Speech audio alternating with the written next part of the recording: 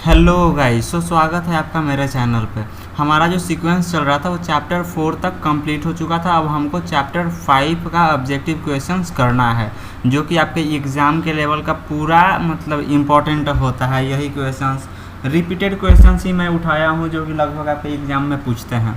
और आपको ही पता है ये एक मॉक टेस्ट को लेकर मैं बनाया हूँ, ताकि आप मॉक टेस्ट भी दे सकें और मैं इसे गूगल पर भी चढ़ा सकूँ, ताकि बाकी सारे लड़के भी मॉक टेस्ट दे सकें। तो चलिए देखते हैं आखिर क्या क्या इंपॉर्टेंट क्वेश्चंस है इसमें। एक नंबर आपका जो क्वेश्चन है, एक नंबर क्वेश्चन कह रहा है Tyndall effect is not found is.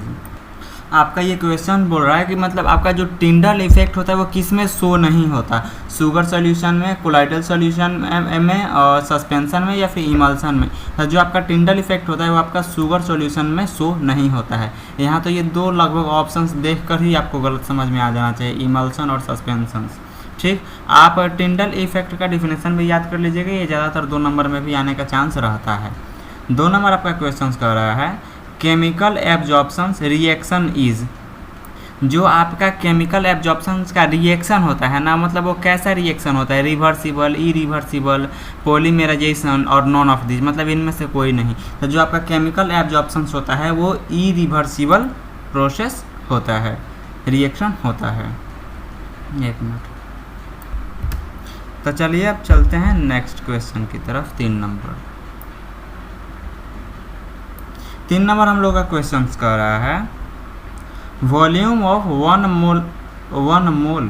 Molar होगा यहाँ पे, नहीं, volume of 1 mole of any gas at NTP is. मतलब जो आपका एनटीपी होता है ना, उस पर किसी भी गैस का 1 मोल आयतन कितना होगा। यह लगभग आपने जब ये चैप्टर पढ़ रहे होंगे ना, उसी टाइम आपको याद हो गया होगा, या फिर आप ऑप्शन देखकर ही बता सकते हैं। इसका सही आंसर क्या होगा, 22.4 लीटर। 4 नंबर आपका क्वेश्चन कर रहा है टिंडल इफेक्ट कन्फर्म्स द। मतलब कि जो आपका टिंडल इफेक्ट होता है उसको कौन कन्फर्म करता है, कैसे ये कन्फर्म होता है कि जो ये आपका इफेक्ट शो हो रहा है वो टिंडल इफेक्ट ही है, अदर कोई इफेक्ट नहीं है। तो इसका सही जो आंसर होता है वो होता है light scattering by the sol particles. जैसे कि टिंडल इफेक्ट क्या है, जैसे कि आपका जो लाइट होता है ना, मान लीजिए यहाँ पे तो मैं शो नहीं कर सकता, यहाँ पे काम नहीं करेगा, उसके लिए अलग टैब खोलना होगा। आप सिर्फ ऐसे, जैसे कि लाइट है ना, वो चारों तरफ मतलब उसका कोई दिशा नहीं है, उसका कोई डायरेक्शन नहीं है, उसमें शो करता है, उसी को क्या बोलते हैं, टिंडल इफेक्ट बोलते हैं। तो इसका सही आंसर होगा ऑप्शन नंबर बी, आप याद कर लीजिएगा। चलते हैं 5 नंबर क्वेश्चन की तरफ। 5 नंबर क्वेश्चन कह रहा है which one of the following is a lyophilic colloid. ठीक, इसमें ये क्वेश्चन आपको पूछ रहा है कि मतलब ये जो आपका ऑप्शंस दिया गया इसमें से कौन सा आपका लियोफिलिक कोलाइड है। तो आप यूँ समझिए, लियोफिलिक जैसे कि नहीं होता है चिपचिपा टाइप का जैसे होना चाहिए, ठीक है। तो मिल्क आपका चिपचिपा नहीं होता, जबकि गम आपका चिपचिपा होता है। फॉग को तो हटा ही दीजिए, ब्लड उतना नहीं होता। बट अगर ऑप्शन में गम दिया है तो ये आपका ऑप्शन नंबर बी ही होगा, ऑप्शन नंबर बी गम होगा इसका सही आंसर। 6 नंबर आपका क्वेश्चन कर रहा है milk is an example of. दूध किसका उदाहरण है, मिल्क किसका एग्जाम्पल है, जो नीचे दिए गए आपके ऑप्शन में है, इमल्सन का, सस्पेंशन का, सॉल्यूशन का या फिर नॉन ऑफ दिस। तो इसका सही आंसर क्या होगा, इमल्सन होगा। 7 नंबर आपका क्वेश्चन कर रहा है in physical adsorptions the approximate heat energy evolved in KJ mole is. इस क्वेश्चन, ये क्वेश्चन बोल रहा है आपसे कि जो आपका फिजिकल एडजॉर्प्शन होता है उसमें लगभग कितना हीट लगता है, कितना आपका एनर्जी उसमें लगता है, और आपका इसका यूनिट दिया हुआ है केजी मोल। ठीक, तो इसका सही आंसर क्या होगा, 20 to 40। आपका जो एनर्जी होता है ना, यही किलो जूल पर मोल पर यही आपका लगता है 20 to 40, नहीं तो ऑप्शन उसके अकॉर्डिंग नहीं है। इसका सही आंसर क्या होगा, ऑप्शन नंबर ए होगा। 8 नंबर आपका क्वेश्चन कर रहा है the activity of an enzyme become ineffective. मतलब कि कोई एक एंजाइम की आप इफेक्टिव बताइए जो कि अप्रभावी हो, कब वो अपना इफेक्ट नहीं दिखा पाती है। तो इसका जो ऑप्शन दिया हुआ है वो दिया हुआ है at low temperature, at high temperature, at atmospheric pressure and in equals medium. तो इसका जो सही आंसर होगा एट हाई टेम्परेचर होगा। जब इसका हाई टेम्परेचर हो जाएगा ना, तब वहाँ पे वो एंजाइम जो होता है वो आपका इनइफेक्टिव हो जाता है, वहाँ पे उसका कोई इफेक्ट शो होता ही नहीं है। 9 नंबर क्वेश्चन कर रहा है which of the following can absorb large volume of hydrogen gas. मतलब कि इसमें से आपका कौन सा ऐसा ऑप्शन है जो कि आपका क्या बोलते हैं लार्ज वॉल्यूम मतलब बड़ी मात्रा में क्या हाइड्रोजन गैस को एब्जॉर्ब करता है। तो अगर आप ऑप्शन देखिएगा तो इसका सही आंसर होगा कोलाइडल सॉल्यूशन ऑफ प्लेडियम। जो आपका प्लेडियम होता है ना वह काफ़ी मात्रा में आपका हाइड्रोजन गैस एब्जॉर्ब करके रखता है। अब आते हैं 10 नंबर क्वेश्चन की तरफ। 10 नंबर क्वेश्चन कर रहा है Tyndall effect can be absorbed in a. Tyndall effect से काफ़ी सारे क्वेश्चंस आ चुके हैं अभी तक, लगता है मैंने भी इसमें 3 क्वेश्चंस डाल चुके हैं और मैंने जो क्वेश्चंस डाला है वो काफ़ी रिपीटेड क्वेश्चंस ही हैं जो कि एग्ज़ाम में लगभग आते रहते हैं। तो ये क्या क्वेश्चन है, Tyndall effect can be absorbed इन, मतलब कि आपका जो टिंडल इफेक्ट है वो कहाँ शो होता है, कहाँ इसको ऑब्जॉर्ब किया जा सकता है। तो इसका सही आंसर होगा कोलाइडल सॉल्यूशन में। आप लगभग ऑप्शन को देखकर भी आपको लग जाना चाहिए कि इसका सही आंसर यही होना चाहिए।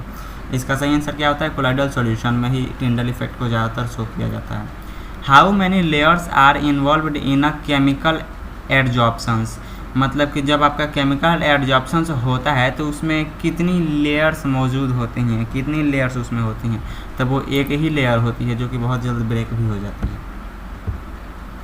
12 नंबर आपका क्वेश्चन कर रहा है a colloidal system in which liquid is dispersed phase and solid is dispersion medium in classified as.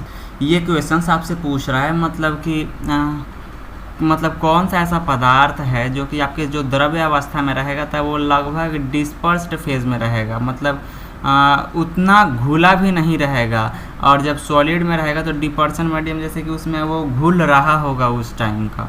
वैसे ये क्वेश्चन शायद 2021 में ही पूछा है, इस बार उसके आने का चांस कम है, लेकिन आप देख लीजिएगा इसका सही आंसर क्या होगा, जेल होगा। 13 नंबर क्वेश्चन कर रहा है which of the following will not form a colloidal system, मतलब इसमें से आपका कौन सा ऐसा ऑप्शन है जो कि आपके कोलाइडल सिस्टम को नहीं बनाएगा। तो इसका जो सही आंसर होगा वो होगा गैस टू गैस। यही, अरे यार कम से कम कोलाइडल सिस्टम बनाने के लिए कम से कम एक तो सॉलिड होना चाहिए ना, या फिर लिक्विड होना चाहिए ना। गैस टू गैस कैसे बनाएगा, ऑप्शंस को देखकर आप लोग समझिए। 14 नंबर आपका क्वेश्चन कर रहा है which of the following acts as the best coagulating agent for the ferric hydroxide solution. ये क्वेश्चन आपसे पूछ रहा है जैसे कि आपका फेरिक हाइड्रोक्साइड सॉल्यूशन के लिए इस ऑप्शंस में से कौन सा ये ऑप्शंस है जो कि उसे कोएगुलेटिंग एजेंट मतलब उसको शो करेगा, मतलब उसको क्या बोलते हैं जमाने के लिए, मतलब जैसे किसी लिक्विड को बर्फ़ बनाने के लिए वो हेल्प करता है, किस लिए, तो फेरिक हाइड्रोक्साइड के लिए। तो इसका जो सही आंसर आपका होगा वो होगा पोटेशियम फेरोसाइनाइड। ठीक, यही जो आपका हेल्प करता है, ये जो एजेंट होता है ना ये आपका कोएगुलेटिंग एजेंट होता है जो कि आपका उसको क्या सॉलिड बनाने में आपका मदद करता है। 15 नंबर क्वेश्चन है the size of colloidal particles ranges between, colloidal particles या फिर जो कोलाइडल क्या बोलते हैं कंपाउंड होते हैं उसका साइज़ क्या होता है, कितना से कितना के बीच होता है। तो इसका जो सही साइज़ होता है वो देखिए मैंने यहाँ पर डाल दिया, जैसे 10⁻⁻4 टू 10⁻⁷ सेंटीमीटर या 1 to 1000 नैनोमीटर। ऑप्शन आपका ये दोनों सही है, और ये दोनों ये ऑप्शन नहीं था 1 to 1000 नैनोमीटर, ये ऑप्शन नहीं था बट मैंने डाल दिया क्योंकि यही ऑप्शन ज़्यादातर आता है और पावर वाला आ जाता है। तो आप पावर वाला देख लीजिएगा, ये सेंटीमीटर में है ये नैनोमीटर में है, आप दोनों देख लीजिएगा। 16 नंबर क्वेश्चन कर रहा है which of the following gives yellow और brown precipitate with alkaline national reagents, मतलब इनमें से कौन सा आपका ऐसा एजेंट है जो कि आपका येलो या ब्राउन प्रेसिपिटेट देगा, किसके साथ, तो एल्केलाइन नेशनल रिएजेंट्स के साथ। ये आपका सवाल पूछा हुआ है, तो इसका जो सही आंसर होगा वो होगा आपका पोटेशियम। 17 नंबर आपका क्वेश्चन कर रहा है which of the following is not a method of removing impurities from a colloidal solution, इसमें से कौन सा ऐसा मेथड है जो कि आपका कोई मेथड ही नहीं है, मतलब इम्प्यूरिटीज़ को निकालने के लिए, बाहर निकालने के लिए कोई ऐसा मेथड नहीं है तो अगर आप पढ़े होंगे तब तो आपको मालूम होगा ना कि कौन सा इसमें तीन कौन सा ऐसा मेथड है जो कि उपयोग किया जाता है इम्प्योरिटीज़ को बाहर निकालने के लिए, कौन सा नहीं किया जा सकता है। तो ये जो आपका है इलेक्ट्रोडायोलाइसिस ये किया जाता है, अल्ट्रा फिल्ट्रेशन से भी किया जाता है, अल्ट्रा सेंट्रीफ्यूजेशन से भी किया जाता है, डिस्टिलेशन से नहीं किया जाता है। इसका सही आंसर क्या होगा? डिस्टिलेशन होगा। 18 नंबर आपका क्वेश्चन कर रहा है some medicine are more effective in the colloidal form because of, मतलब कुछ दवाइयाँ होती हैं मतलब कोलाइडल में जो कि बहुत अधिक इफ़ेक्टिव होती हैं, क्यों? उसमें क्या ऐसा प्रेजेंट होता है जो कि वो बहुत ज़्यादा इफ़ेक्टिव होती हैं? तो इसका जो सही आंसर होगा वो होगा option number B, the large surface area and easy accumulation. 19 number आपका क्वेश्चन कर रहा है at high concentration of soap in water soap behaves as, मतलब कि अगर आप साबुन को पानी में डालकर उसका कॉन्सेंट्रेशन हाई कर दीजिए तो वो कैसा बिहेव करेगा तो वो जो साबुन होता है वो आपका लगभग एसोसिएटेड कोलाइड बिहेव करता है। इसका मतलब होता है आपका कि ना ही वो प्योर सॉलिड में होगा ना ही वो प्योर लिक्विड में होगा, मतलब ऐसा आप लोग इमेजिन कर सकते हैं। मैंने अभी इमेज ऐड करा नहीं है, मैंने सिर्फ आपको ऑब्जेक्टिव बताना है, ठीक है। तो 19 ऑब्जेक्टिव हैं। तो आज के लिए इतना ही, ठीक। अगर आपको ये वीडियो पसंद आए तो आप वीडियो को लाइक ज़रूर करिएगा और नीचे दिए गए डिस्क्रिप्शन के लिंक से आप मॉक टेस्ट एक बार ज़रूर दीजिएगा। और किस तरह मॉक टेस्ट देना है ये तो आपको पता ही है, पिछले 4 वीडियो से मैं यही बता रहा हूँ। आप किसी तरह से यहाँ पे आप अपना नाम भर दीजिएगा, कुछ भी यहाँ पे आप ईमेल कुछ भी भर दीजिएगा। अगर आपको फ़ोन नंबर भरना होगा तो भरिएगा, वरना मत भरिएगा, वो आपको ले लेगा। और जब आप सबमिट करिएगा तब आप अपना जाकर स्कोर देख लीजिएगा कि आप कितना स्कोर किए हैं इस मॉक टेस्ट में। तो आज के लिए इतना ही, मिलते हैं नेक्स्ट वीडियो में। Thank you.